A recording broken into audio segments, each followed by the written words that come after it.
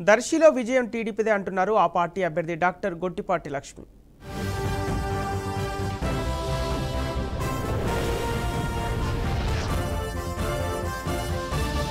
దర్శి కూటమి TDP MLA అభ్యర్థి గొట్టిపాటి లక్ష్మి గారు, అదే విధంగా దర్శి మొట్టమొదటి మహిళా అభ్యర్థి కూడా ఆవిడ క్యాంపెయినింగ్ ఎలా జరుగుతోంది అండ్ అక్కడ నుంచి ప్రజాదరణ ఏ విధంగా ఉంది అవన్నీ కూడా ఆవిడని అడిగి తెలుసుకుందాం. నమస్తే అండి గొట్టిపాటి లక్ష్మి గారు. అసలు ఫస్ట్ ఆఫ్ ఆల్ క్యాంపెయినింగ్ గురించి చూద్దాం, ఎందుకంటే క్యాంపెయినింగ్ తోనే ప్రస్తుతం ఈ టైం అంతా కూడా దానికి సంబంధించిందే కాబట్టి ఎలా ఉందండి క్యాంపెయినింగ్? నేను దర్శిలో అడుగుపెట్టిన మొదటి రోజు నుండి నన్ను ప్రతి ఒక్కళ్ళు వాళ్ళు నాకు దర్శి కొత్త ఏమో కానీ నేను కొత్త అభ్యర్థినేమో కానీ మా కుటుంబంతో ఉన్న సంబంధాల వల్ల కానీ ఒక మహిళ వాళ్ళ ఇంటి అమ్మాయిగా వస్తుందన్న నమ్మకంతో ప్రతి ఒక్కళ్ళు నన్ను ఎంతో చక్కగా ప్రేమ అభిమానం చూపిస్తూ ఆహ్వానిస్తున్నారు. ఎక్కడికి వెళ్ళినా బ్రహ్మరథం పడుతున్నారు. ఎండను సైతం లెక్క చేయకుండా పెద్దలు, మహిళలు, యువత ప్రచారంలో నా వెంట నడుస్తూ నా బాధ్యతను మరింత పెంచుతున్నారు. అంటే మీ మీద అభిమానం అనుకోవచ్చా? ఎందుకంటే ఇటు డాక్టర్గా మీరు చేస్తున్న సేవలు కావచ్చు, చారిటీస్ కావచ్చు, మీ హాస్పిటల్లో మీరు నామినల్గా ఛార్జ్ చేస్తున్న ప్రైసెస్ కావచ్చు, ఇవన్నీ కూడా మీకు ప్రచారంలో సపోర్ట్గా వస్తున్నటువంటి జనాన్ని అనుకోవచ్చా? వాటి కన్నా కూడా అవి డెఫినెట్గా నాకు హెల్ప్ అవుతాయి. వాటికన్నా కూడా తెలుగుదేశం పార్టీ కార్యకర్తలు పార్టీకి వాళ్ళే బలగం. దాంతోపాటు ఇప్పుడు జన సైనికుల శక్తి, బీజేపీ సహకారం ఉంది. వారు ఇన్నాళ్ళు పార్టీని ఎంతో బలంగా ముందుకు నడిపించారు. వారికి గొట్టిపాటి కుటుంబం, మా తాతగారు, మా నాన్నగారు, మా బాబాయ్ గొట్టిపాటి రవి గారు వాళ్ళు చేసిన అభివృద్ధి పనులు అవ్వనివ్వండి, వారి ఫ్యామిలీ నుండి వచ్చిన వాళ్ళైతే ఒక నిబద్ధత, ఒక స్థిరత్వంతో నియోజకవర్గాన్ని అంటిపెట్టుకొని ఉంటారు, అభివృద్ధి వైపు తీసుకెళ్తారని ఒక నమ్మకంతో వాళ్ళు అంత అభిమానిస్తున్నారు. అంటే ఇటు మీ పుట్టింటి వాళ్ళ తరపు నుంచి చూసుకుంటే 40 years ఆఫ్ మీకు పొలిటికల్ బ్యాక్గ్రౌండ్ ఉందనుకోవచ్చు. అండ్ ఇటు చూస్తే డాక్టర్స్ ఫ్యామిలీ, మీ అత్తింటి వారు.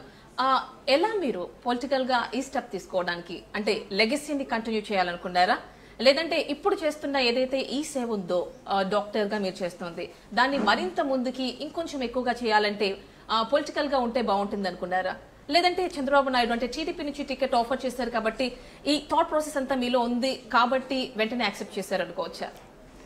నేను చిన్నప్పటి నుండి రాజకీయ వాతావరణంలో పెరిగాను.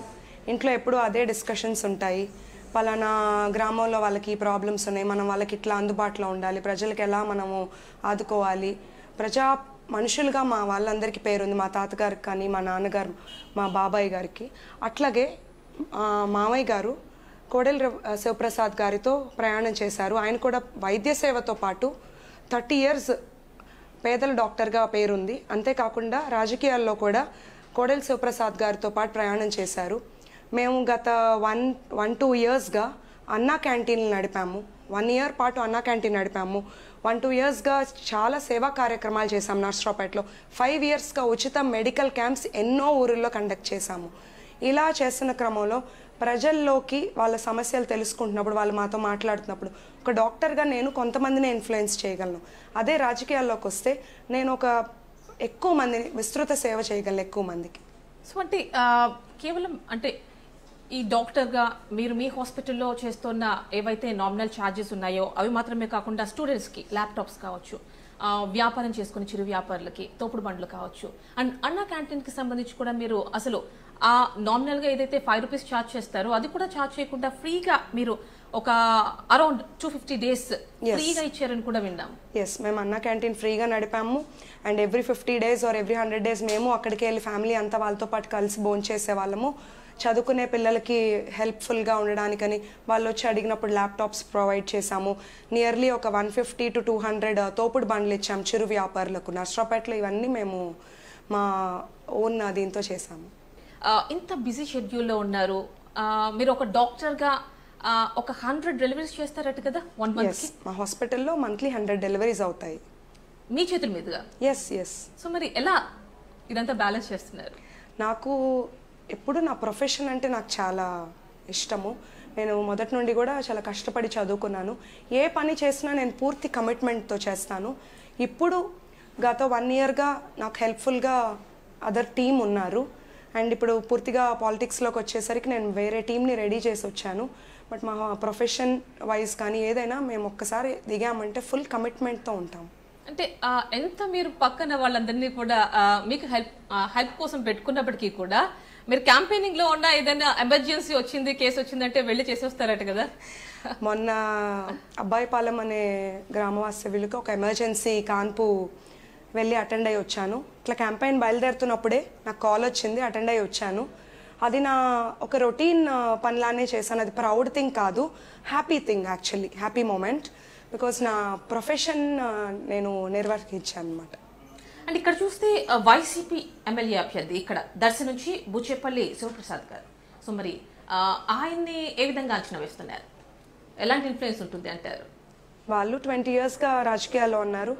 పాలిటిక్స్లో ఒకరిని తక్కువ ఒకరిని ఎక్కువ అంచనా అయితే వేయడానికి రాలేదు. నేను ప్రజా సేవ చేయడానికి వచ్చాను. మా టార్గెట్ వైసీపీ ప్రభుత్వం. ఆ పాలనతో చాలామంది ఇబ్బందులు పడుతున్నారు. చంద్రబాబు నాయుడు గారి పాలన రావాలి, కూటమి ప్రభుత్వం గెలవాలి. మీ నియోజకవర్గం ప్రజలకి ఎస్పెషల్లీ ఏం చేయాలనుకుంటున్నారు? ఇక్కడ నియోజకవర్గంలో తాగునీరు సమస్య అనేది బాగా బర్నింగ్ ఇష్యూ. ఎక్కడికి వెళ్ళినా ఒక బేసిక్ నీడ్ తాగునీరు లేక ప్రజలు చాలా ఇబ్బంది పడుతున్నారు. దానికి మన కూటమి ప్రభుత్వం గెలిచాక చంద్రబాబు నాయుడు గారు ఇచ్చిన హామీ ప్రకారం ఇంటింటికి కుళాయి పంపు, అంతేకాకుండా సాగునీరు, పంట పొలాలన్నీ ఎండిపోతున్నాయి. మంచి విద్యా కోర్సెస్ లేవు, మంచి స్కూల్స్ లేవు, కాలేజెస్ లేవు, బెటర్ హాస్పిటల్స్ లేవు. క్రిటికల్ కేసు వస్తే నర్సరావుపేట్, ఒంగోలు, గుంటూరు వెళ్లాల్సిన పరిస్థితిలో ఉంది. అదే కాక ఇక్కడ దొనకొండ ఇండస్ట్రియల్ కారిడార్ కనుక ఏర్పాటైతే ఎంతోమంది ఈ నియోజకవర్గంలో నిరుద్యోగ యువత ఉన్నారు, సెమీ స్కిల్డ్, అన్స్కిల్డ్, స్కిల్డ్.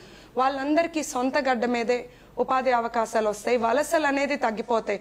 ఇప్పుడు చూసుకుంటే ఎవరు చూసినా హైదరాబాద్, బెంగళూరు జాబ్స్కి వెళ్లాల్సిన పరిస్థితిలో ఉన్నారు. రెండోది ఇక్కడ ట్రాన్స్పోర్ట్ ఫెసిలిటీస్ కూడా బాగలేక అందరూ వలసలు పోతున్నారు. ఇవన్నీ మనం కంట్రోల్ చేసుకోవచ్చు. అంటే మీ మేనిఫెస్టోని మీరు గడప గడపకి వెళ్ళి ప్రచారం చేస్తున్నారు. నేను అందరికీ వెళ్ళి సూపర్ సిక్స్ గురించి ఎక్స్ప్లెయిన్ చేస్తూ, అట్లాగే మా వంతుగా మరిన్ని లోకల్ ప్రాబ్లమ్స్ మేము ప్రచారంలో భాగంగా మాకు దృష్టికి తీసుకొస్తున్నారు. ప్రభుత్వం వచ్చాక 1 by 1 ప్రణాళిక ప్రకారం అన్ని అభివృద్ధి వైపు తీసుకెళ్తామని వాళ్ళకి భరోసా ఇస్తున్నాము. అంతేకాకుండా నా వంతుగా ఇక్కడ 100 bedded హాస్పిటల్ కట్టి పేద మధ్యతరగతి వాళ్ళకి అందుబాటులో ఉంటాను. మరి వైసీపీ నవరత్నాలు ప్లస్ అంటున్నారు, మరి దానికి సంబంధించి మీరు ప్రజల్లోకి వెళ్ళినప్పుడు వాళ్ళు ఏమంటున్నారు? నేను ప్రజల్లోకి వెళ్ళినప్పుడైతే అవన్నీ అరాకొరగానే అందుతున్నాయని వాళ్ళు నాకు చెప్పడం జరుగుతుంది. అంతేకాకుండా అన్ని వర్గాల వారు చాలా ఇబ్బందులు పడుతున్నారు.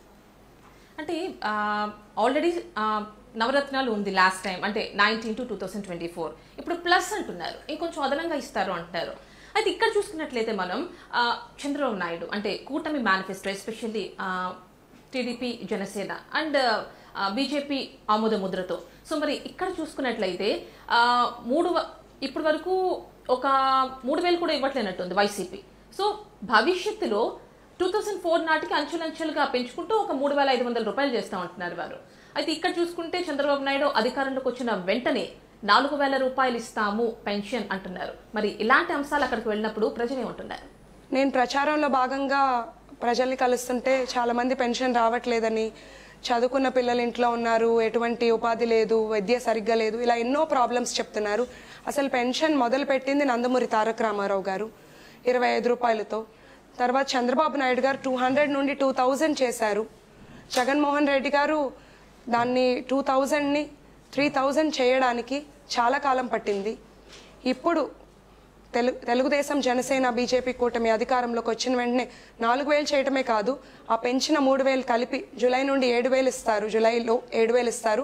నెక్స్ట్ నుండి అందరికీ ఇంటింటికి పెన్షన్ అందజేస్తారు. అండ్ ఇక్కడ చూసుకుంటే కూటమికి సంబంధించి మీరు టీడీపీ ఇక్కడ దర్శి టికెట్ టీడీపీ నుంచి కేటాయించడం జరిగింది, అది మీకు. సో మరి ఇటు జనసేన కావచ్చు, అటు బీజేపీ కావచ్చు, ఓట్ ఏ విధంగా ట్రాన్స్ఫర్ అవుతుంది? మాకు మొదటి నుండి తెలుగుదేశం కార్యకర్తలు చాలా స్ట్రాంగ్గా ఉన్నారు. వైసీపీ వేవ్లో కూడా మున్సిపాలిటీ గెలిచింది తాడిపత్రిలో, దర్శిలో మాత్రమే. ఇప్పుడు మాకు తెలుగుదేశం పార్టీ కార్యకర్తలతో పాటు పవన్ కళ్యాణ్ గారి సూచనతో జన సైనికులు, వీర మహిళలు, బీజేపీ నాయకుల సహకారం ఉంది. అందరి ఎజెండా ఒకటే, ఏకాభిప్రాయంతో ముందుకు వెళ్తూ ఈ ప్రస్తుత పాలనని దింపి చంద్రబాబు నాయుడు గారి పాలనను గెలిపించాలని అందరం కలిసికట్టుగా వెళ్తున్నాం. వారి పూర్తి మద్దతు మాకుంది. మీ ఫ్యామిలీ బ్యాక్గ్రౌండ్ అంటే తాతగారు కావచ్చు, మీ తండ్రి గారు కావచ్చు, ఇలా ఒక 40 years ఆఫ్ పొలిటికల్ బ్యాక్గ్రౌండ్, మరి ఇప్పుడు మీరు వాళ్ళ లెగసీని ముందుకు తీసుకువెళ్ళడానికి అన్నట్టుగా అనిపిస్తోంది. మరి ఆ లెగసీని ముందుకు తీసుకువెళ్తారా? డెఫినెట్లీ అండి. మా ఫ్యామిలీకి ఒక కమిట్మెంట్ ఉంది. పార్టీలకు అతీతంగా పదవి కోసం పవర్ కోసం కాకుండా వాళ్ళు ఎప్పుడు ప్రజాసేవలోనే ఉన్నారు.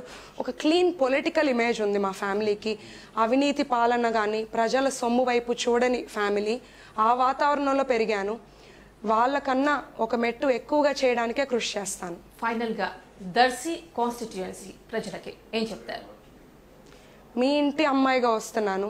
మీకే సమస్యలు ఉన్నా దర్శి నియోజకవర్గాన్ని అభివృద్ధి వైపు తీసుకెళ్లడానికి వచ్చాను.